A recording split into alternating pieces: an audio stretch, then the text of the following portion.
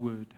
Now listen to what the Bible says in the New International Version.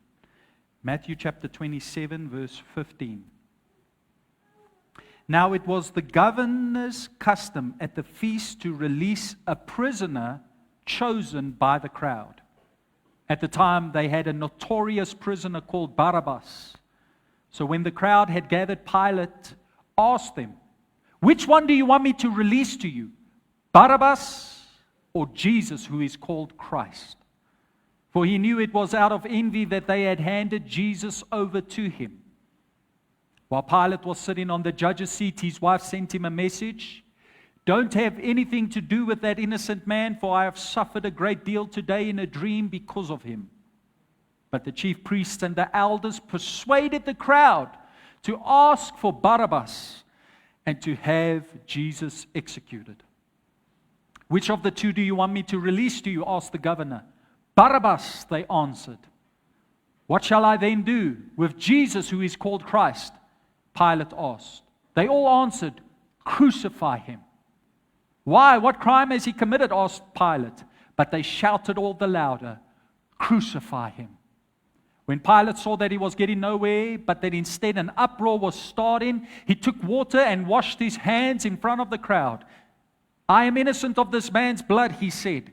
"It is your responsibility." All the people answered, "Let his blood be on us and on our children." Can you say amen to the word of God? Amen. Amen. You may be seated in the presence of God.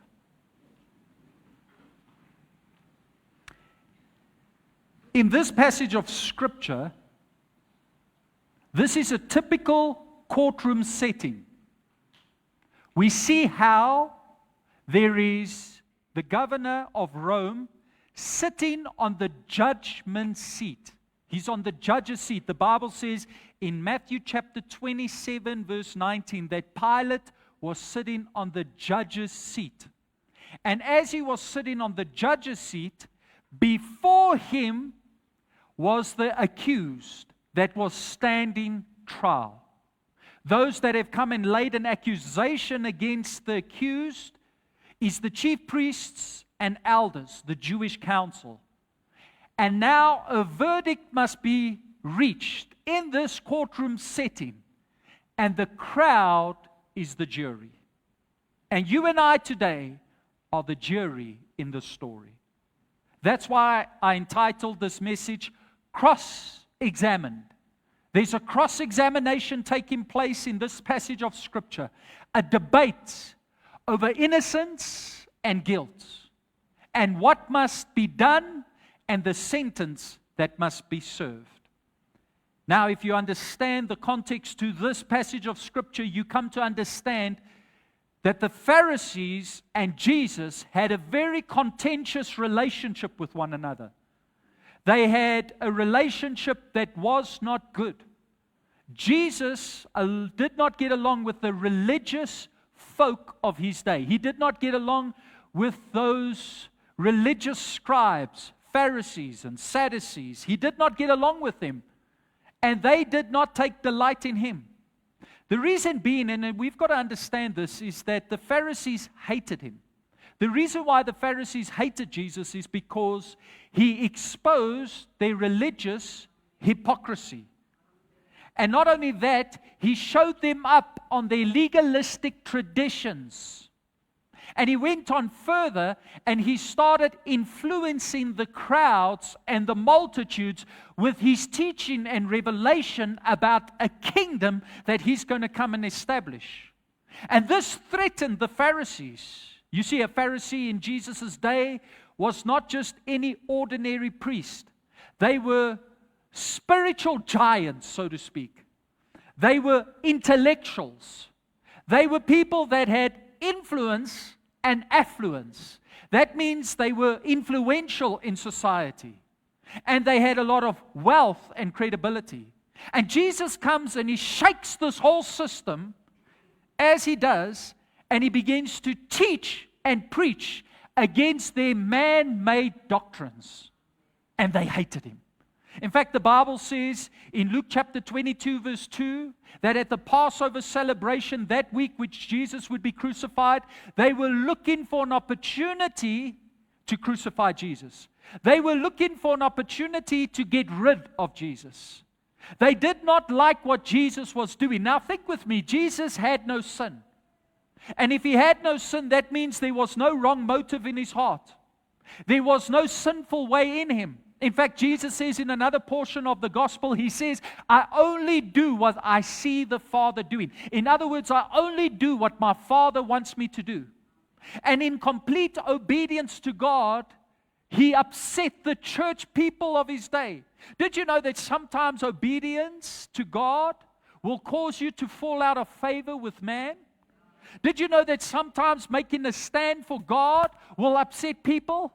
And every single one of us in this generation, the church as a whole, must make a decision. Are we going to make a stand for Christ even if it's not popular? Are we going to make a stand for Christ even if it's not accepted? Are we going to make a stand for Christ even if people dislike us? And they hated Jesus. And they were looking for an opportunity. And the Bible says in Luke chapter 22 verse 3, the opportunity came through Judas, one of the 12 of Jesus' disciples, one of the inner circle of Jesus. The Bible says that Satan entered Judas. Now, just think with me further for a moment. Judas was handpicked by Jesus to be a disciple, to be a part of his inner circle. Judas would have sat for somewhat 3 years under the teaching and preaching of Jesus. He would have heard revelation about the kingdom of heaven. He would have seen Jesus do signs, miracles, and wonders. He would have seen how Jesus was different from every other rabbi and every other teacher, that there was something supernatural about him. The anointing was upon him. Yet, Satan found an opening in Judas. Yet, Satan found an opening to one of the closest followers of Jesus. How did he find an opening? I'm glad you asked. Let me answer you. Did you know that there was a secret sin that Judas was harboring? Did you know there was something within that he had not dealt with? The Bible says in John chapter 12 verse 6 that Judas was actually the treasurer of the ministry of Jesus. In other words, he took care of the finances of Jesus. But what did he do? He would help himself with the money. Hy het die geld uitgehaal uit daai, jy weet, daai bankrekening en hy steek dit sommer in sy sak in sonder dat iemand weet. And this was not permitted, nor should it have been accepted. This was corruption in the ministry of Jesus. And you think that only the church today has problems? Even in Jesus' church, even in his ministry, they had problems. They had one doubting him, they had one denying him, and they had one filled with the devil. And that was just in the 12 that Jesus had all around him. And I see more than 12 here today. Every church has its issues. Why? Because as long as you've got people in a place, in a building, there's going to be issues because people have issues. Not you. You are blessed and holy. Me, people like me, we've got issues, okay? Look to the person next to you and say, he's talking to you, he's not talking to me. But you see, Judas did not deal with the inner greed. He did not deal with the sin within his heart. And I just want to say this. Sometimes you're going to have to deal with the sin in your heart because if you do not kill it, it will kill you. And as a result of him not dealing with the greed within his heart, eventually he would approach the Pharisees, the Jewish council. The Bible says in Luke chapter 22 verse 3, and when he came to them and he said, okay, I will betray Jesus. They were so happy. They were so excited. And Satan is working all along. Betrayal is beginning to manifest. And eventually Judas would betray Jesus for 30 pieces of silver. And in the Garden of Gethsemane, in Matthew chapter 26 verse 50, he would walk up to Jesus and he would betray Jesus with a kiss. And as he betrayed Jesus, Jesus would be handed over to be crucified. Now you might be sitting here today and say, this is so unfair. This is so unfair that Matthew chapter 26, verse 49. That's when he betrayed Jesus with a kiss. This is so unfair, Pastor. Here is Satan at work. Here is a betrayal taking place.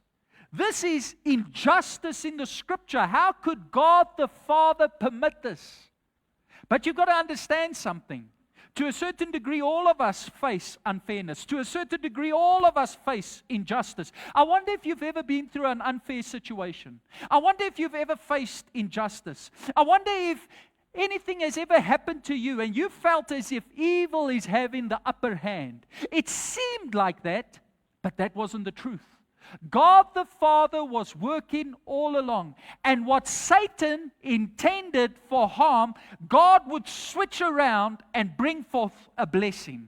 You see, there's nothing that Satan can ever do that can stop or prevent the plan of God. Everybody say out loud, Satan can't stop God's plan for me. Look to the person next to you and say, Satan can't hinder God's plan for you.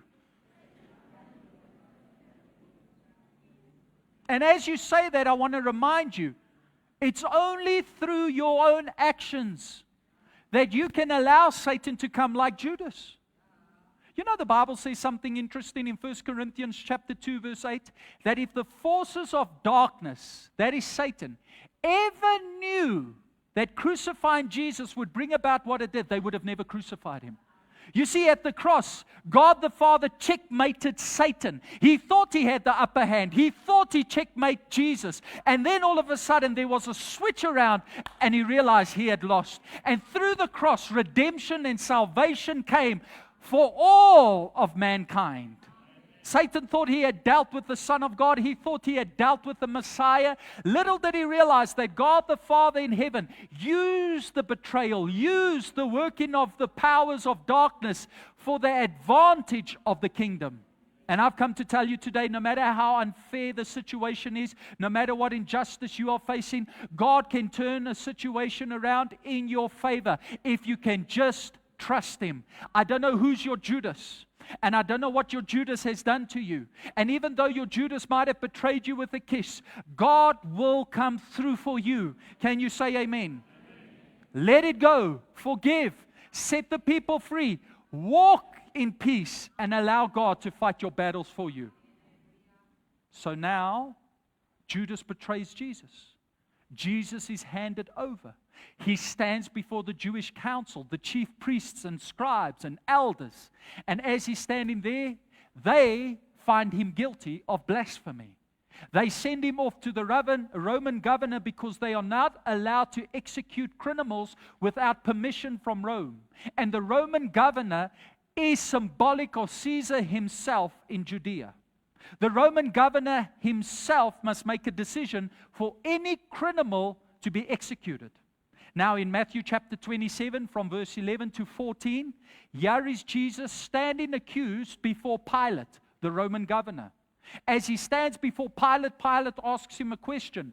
Are you the king of the Jews? And Jesus answers and he says to him, yes, it is as you say.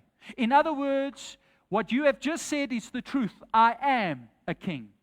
Now this was something that Pilate would have never understood because he came from the Roman Empire. He was a Gentile ruling over modern day Israel, Judea. And for him, a king was somebody that was strong. For him, a king was somebody that was dressed nicely, distinguished, set apart. To him, a king was somebody that was powerful and had prestige. And what's standing before him is anything but a king that he would perceive in his own eyes. What's standing before him is a suffering servant. The Bible says as he was busy, Jesus was facing Pilate, the chief priests were busy throwing accusations against Jesus. They were busy accusing Jesus.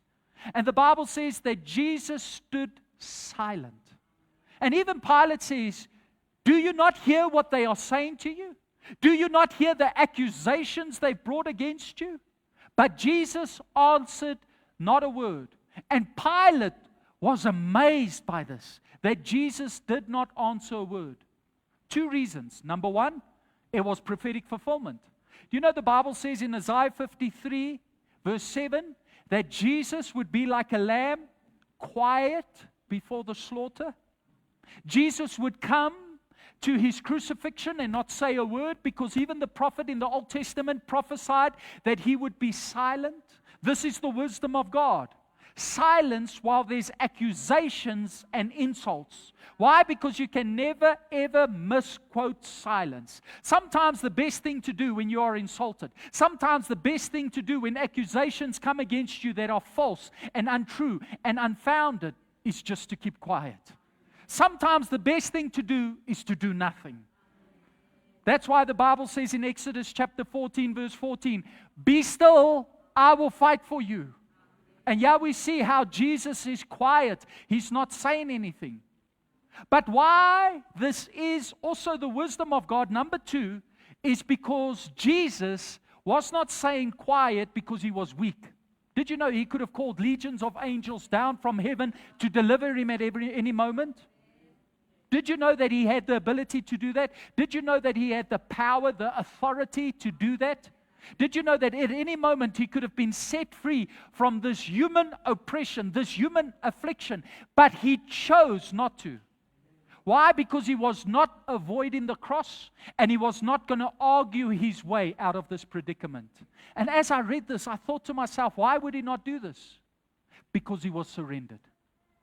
Surrender. Everybody say surrender. You see, in Matthew chapter 26, the Bible says in verse 36 that Jesus went to the Garden of Gethsemane.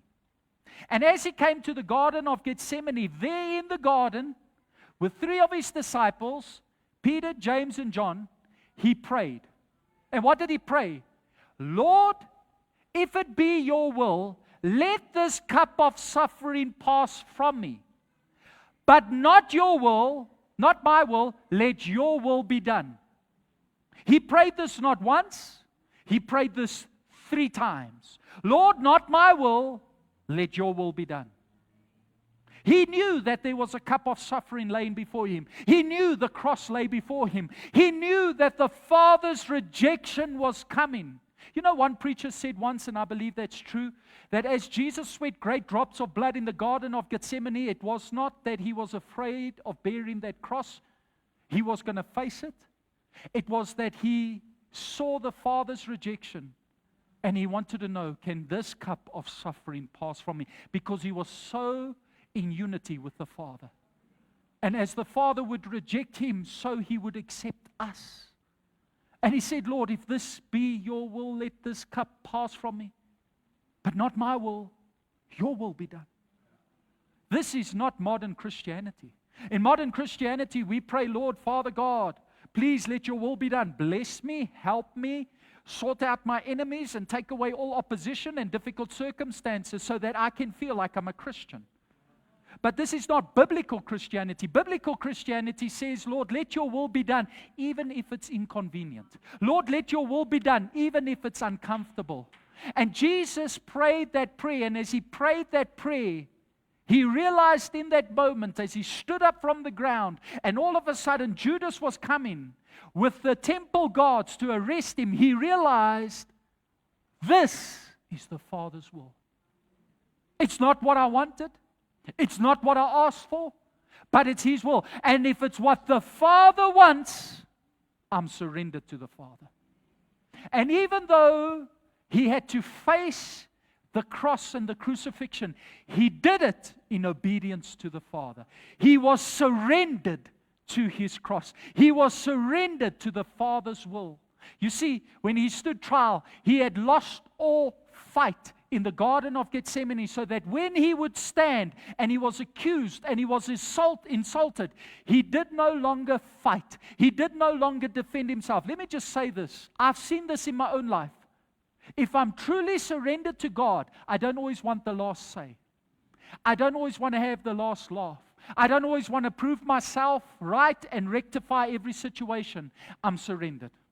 Wanneer jy regtig waar oorgegee het vir die Here, jy verloor jou geveg. You lose your fight. Am I speaking to somebody? If you are really surrendered, your fight is gone. Lord, let your will be done. And I accept whatever comes my way as your will, even though it might hurt, even though it's painful. But I've come to tell you, even though he was crucified on that Friday, and even though he had to hang on that cross and bleed out on that cross, and that was the Father's will, through the resurrection that would take place, God would get glory and Jesus would be elevated high to the highest position in heaven. What am I telling you? When all is said and done, you might go through difficulty, you might experience suffering, but on the other side is a great resurrection story that you can testify that God has come through for me, God has delivered me, and God has shown up for me. Who of you hear what I'm saying today? You might be today on your Friday, but take heart, Sunday is coming. Everybody say out loud, Sunday is coming. Tap the person behind you and say, don't worry, your Sunday is coming. For every crucifixion, there's a resurrection. But have you given over to the Father's will? Have you surrendered to God? Or you're still trying to fight and prove yourself, still trying to audition for people's approval, still trying to show that you are somebody. And when you are insulted, you get upset and you start fighting back. That's not real surrender. There was 'n tyd toe mense my sleg gesê het, van my geskinder het as 'n pastoor. En dan wil ek myself reg bewys en ek gaan vir hulle dit sê en ek gaan vir hulle dat sê. En toe praat die Here met my en sê, wanneer gaan jy oorgee? Dis nie jou geveg nie. Bly stil. Sê vir jou vrou, elke man, bly stil. En as sy haarself oprik, sê, man, die pastoor het so gesê, dis nie ek nie.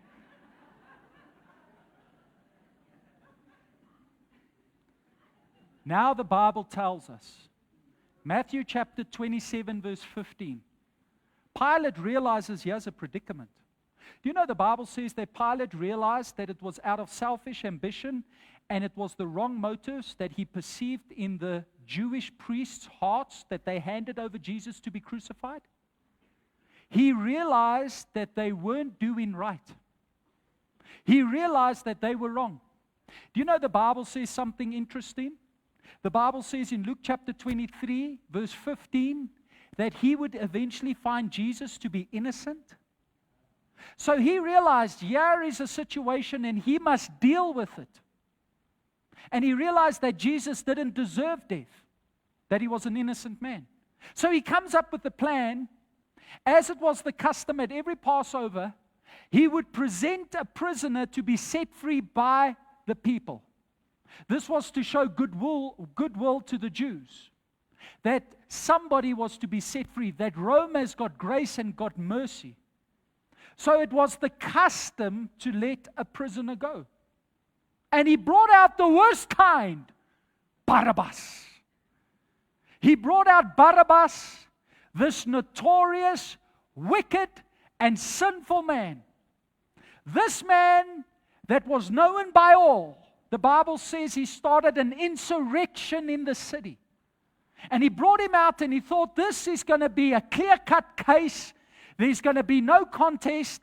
I will give them Jesus of Nazareth and I'll give them Barabbas. And I'll ask the crowd to choose. And I'm sure, this is what I think he must have felt and thought in that moment. I am sure they're going to choose Jesus. And they're going to make me keep Barabbas and I can crucify Barabbas. So he presented them unto Jesus. Now you've got to understand the typology, you've got to understand the revelation in this passage of Scripture, because as Barabbas is brought out, this is not just the story about Jesus and Barabbas. This is a story about Jesus and me. This is a story about Jesus and you. The trial is more than just Jesus and Barabbas. The trial is our Savior, our King, and us. Barabbas is symbolic of me. Barabbas is symbolic of us. This is us, wicked and sinful man, proven guilty, standing on trial, while an innocent, righteous Savior stands across from us. And judgment and verdict have to be delivered. Now, Jesus was known for doing good. The Bible says in Acts chapter 10, verse 38, that Jesus went about and he did good. He didn't do bad. Barabbas was known for doing bad. Luke chapter 23, verse 19. He was a rebel. He was a revolutionary. He was a murderer. He had killed somebody's child. He had taken somebody's life. He had destroyed a family through what he had done. And the very thing, and I want you to think with me this morning, the very thing the chief priests and scribes are accusing Jesus of, Barabbas has already been proven to be guilty of. He has already committed that very sin that they are accusing Jesus of. Jesus is a righteous, holy teacher. This is a violent, aggressive criminal. Here is a man undeserving of death, and here is a man deserving of death. Here is a man that would eventually face execution, and here's a man that would walk free. And you see, this is the fulfillment of what Isaiah spoke about in Isaiah 53, verse 5. And he speaks about how when the Messiah would come, when Jesus would come, he would take our place. He would take Barabbas' place. And listen to what the Bible says. But he was pierced for our transgressions. He was crushed for our iniquities. The punishment that brought us peace was upon him.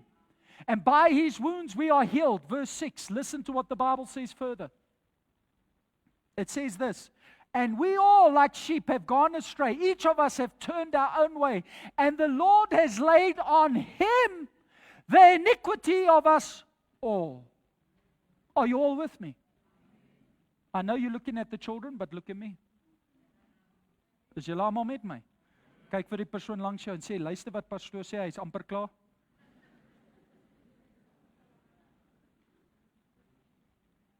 The iniquity that we had, Barabbas had, was laid on him. And he would have to suffer for the sin of Barabbas. He would have to suffer for the sin of Dominique. I don't know if you've ever been in a situation where you were falsely accused. I don't know if you've ever been in a situation where something happened and you were innocent and you did not mean any harm and you did not do anything wrong. But you were accused and you were judged unfairly. Who of you have ever been in a situation like that? Net so 3 van julle hierdie kant, die res van julle weet nie waarvan ek praat nie. Who of you have ever been in a very unfair situation? Wave at me. I remember when I was small. Well, I wasn't really small, I was in high school. And I remember there in Hoërskool Secunda, I was in grade 10. And there was a gang in our school, and this gang got up to mischief. And this gang was bunking class. There was a group of about 5 to 6 students. They were rabble rousers. They were real rebels. And what they did was, are you all with me? Don't worry about the screen. They were all rebels. And these children were bunking class, and as they were bunking class, I was sent by another teacher to go to another teacher to take documents. And as I was walking, this gang all of a sudden came, and they took a brick and they threw it on top of another teacher's class, and as it fell on the teacher's class, it made this big bang. And it was so loud that other teachers from other classrooms came out immediately, and guess where was Dominique? Right in the middle of the crowd. First, I was shocked that they did that. Secondly, I was caught up in the middle, and the teacher whose roof had been hit with a brick came out and said, "Who was it? It was you guys." And they said, "Come all of you." And I was trying to protest. Whoa. And they said, "No, keep quiet. Shut up. And they said, "Come." And we went to the office, and I got a warning. And even though I tried to defend myself, and I tried to explain myself, I got into trouble. Just by being at the wrong place at the wrong moment amongst the wrong crowd. And these jokers, sorry, pray for me, but I'm kidding, I've forgiven them. They didn't stand up and say, "No, Dominique wasn't a part of us." They thought it was funny. They even laughed in the office and they said, Laka, you're going to get into trouble with us today.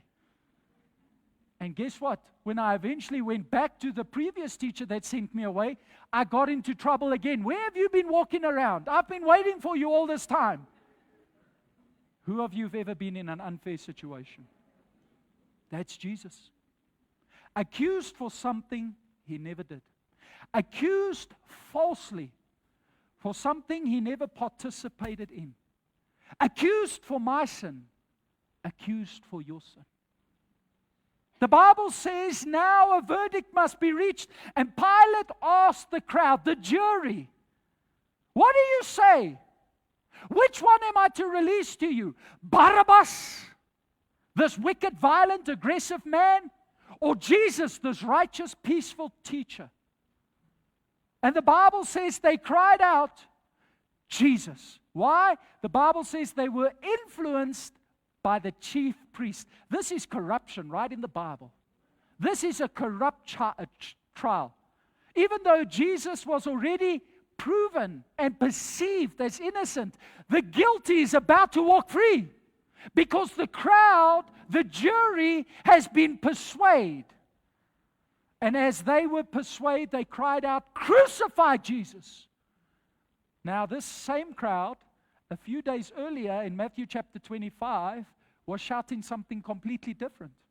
In Matthew chapter 21, when Jesus came into Jerusalem on Palm Sunday, they were shouting, crown him, make him the Messiah. He's the Son of David. They were busy waving palm leaves as he came by. They threw cloaks on the ground as he walked on his donkey. In the middle of the streets of Jerusalem, they were all having celebration, screaming, crown him. And only a few short days later, they are screaming, crucify him. Isn't it funny how one moment they say crown him and the next moment they say crucify him? Isn't it funny how people are? One moment they say crown you, the next moment they say, wait a minute, crucify you. Did you know that people are fickle? No, what's that, Pastor? Let me just say to you, fickle means unstable, inconsistent in decision making or conviction. In die Afrikaans, ek het die woord gaan kry. Ek het hard gewerk op hierdie boodskap. I went and looked in the Afrikaans dictionary. Dis veranderlik of besteendig. Klik dit reg. I've never heard anyone use those words, but I'm using them today. That means they change, they fluctuate in what they believe, in what they see and perceive. Can we get all the children in the back, either in the kinderkerk? There's disturbance, please. Okay. They change what they believe because the crowd and the noise and the hype is too much. Who of you are with me today? You know, we are living in a world with so much noise. We are living in a world with so much hype. We are living in a world where people believe one thing even though it's not true. We are living in a time of fake news. We are living in a time with a lot of controversy. Who of you believe what I'm saying? Have you seen it on social media? Something will happen, something will take place, and immediately people online will start having conclusions. People online will start delivering verdicts. We've got people that online, without knowing the full story or seeing the story from every angle, will begin to say things that are harsh and cruel. In fact, I've seen it take place many times on Facebook and many social media platforms. Something will happen, a video will be played, something will take place, and as it takes place and as it happens, people will already make their own conclusions. Why? The hype and the noise. It's so loud. The trend is this. The trend is that. But you know, I've made a decision. Before I jump in with the noise, before I join the crowd, before I buy into every trend, I'm first going to let the dust settle, first get all my facts and make sure I know the whole story. Before I come and hear one story from one person, I'll speak to the other person because that's spiritual maturity. You know, just the other day somebody was telling me something about somebody else and I asked this person, can we go speak to that person about what you are speaking to me? And they said, oh no, I don't want to fight. So I said, well, I also don't want to fight. Leave me out of it. Spiritual maturity. You know, you reveal immaturity when you buy into one story and you don't hear the other story. The Bible says one person's side always sounds right until you hear the other person's side. And the crowd are influenced by these priests. And they say, no, let Barabbas go. Let Jesus be crucified. And now they start shouting because they influence. They've caught up in the hype. You know, Jesus said something, you know, the Bible says something about Jesus. At a previous Passover celebration, in the beginning of Jesus' ministry, in John chapter 2, verse 24, the Bible says that Jesus came to the Passover celebration, another one previous, and he was busy doing signs, miracles, and wonders, and the people were amazed. The people started praising him. John chapter 2, verse 23. They were praising Jesus. They were saying, wow, Jesus is awesome. Wow, there's something unique about Jesus. He's a miracle worker. And the people were amazed by him and believed in him. But verse 24 says Jesus did not entrust himself unto them. This is Jesus. He did not trust the praises and the compliments of people, not because he was negative and pessimistic and he did not value humans. It's because he knew that people can change overnight. He knew people could flip. He knew that people are fickle. Hy het geweet mense is veranderlik, onbestendig, onstabiel, inconsistent in their convictions and beliefs. I learned this many years ago, and I've said this before, and I want to say it again for the sake of our visitors. If people's praises can build you up, their criticism can break you down. If the compliments of man can add value to your life, their negativity can destroy your worth. And I made a decision a long time ago. I love the fact that I get compliments, and I love it when you say I'm awesome and I'm nice and all that. And that's nice, that's lekker, that's 'n lekker gevoel. Ek sal eerlik wees. But I can't base my identity on that. Why? Because you might compliment me today, and maybe you don't like what I do by tomorrow and you criticize me. So I've got to keep my worth on the Father, Jesus. Am I speaking to someone? Let's finish this up. I know you want to get home. Is it reg? Kom ons maak klaar. So now they cry out, we want Barabbas. We want Barabbas. Now Pilate has got a conviction. Jesus is innocent. Barabbas is guilty. The crowd is influenced. He sees what's happening. He's got a conviction. Even his wife, verse 19, told him, don't have anything to do with Jesus. He's innocent. I had a dream. Who of you know you got to listen to your wife? One day I'm going to preach a message. Happy wife, happy life. Listen to your wife, and I'm going to base it on this scripture. Hy het nie geluister vir sy vrou nie, en toe het hy groot fout gemaak. And all the women say, amen. Don't have anything to do with the innocent man. He's innocent. God, through a dream already confirmed, through a Gentile, unbelieving ruler, that Jesus is innocent. But Pilate's conviction is betrayed under pressure. He betrays his own conviction because the Bible says he started seeing how the crowds started making a noise, and under pressure he realizes he's losing control of the situation, and he makes a decision, give me a bucket, and he takes his hands and he washes his hands and he says, I wash my hands of this innocent man's blood, for he's innocent. I just want to say something. You can never, ever wash your hands of Jesus. Jy kan nie. You can't do it. You either for him, if you're not for him, you're against him. There's no fence sitting in the kingdom of God. Jy kan nie op die draad sit in die koninkryk van God. Jy is vir hom of jy is teen hom. There's no middle ground. You can't stay neutral on Jesus. When you encounter Jesus, when you see Jesus, when you come to the cross, you have to make a decision. I'm all in or I'm not at all. You can't be neutral on Jesus. You can't wash your hands of Jesus. And the Bible says something. Something took place. And it's your story and it's my story. Matthew chapter 27, verse 26. After he had washed his hands of Jesus, he let Barabbas go. And Jesus was flogged and handed over to be crucified. He who was proven guilty is released. He who has been concluded innocent is crucified. He who is sinful finds freedom. And he who is righteous and holy pays the price. And this is our story. Romans chapter 3 verse 23 says, all of us, every single one of us, look to the person to the left, look to the person to the right, and you're going to see two sinful people. No matter how holy, no matter how religious they are, the Bible says all have sinned. All, everybody say all. And have fallen short of the glory of God. And what's the deserving penalty for this sin? Romans 6 verse 23, death. Death. Death. We all deserve death. We all deserve the cross. We all deserve the crucifixion. We all deserve that humiliation. But as Barabbas was released and Jesus was crucified, he was crucified in my place. This is the essence of the gospel.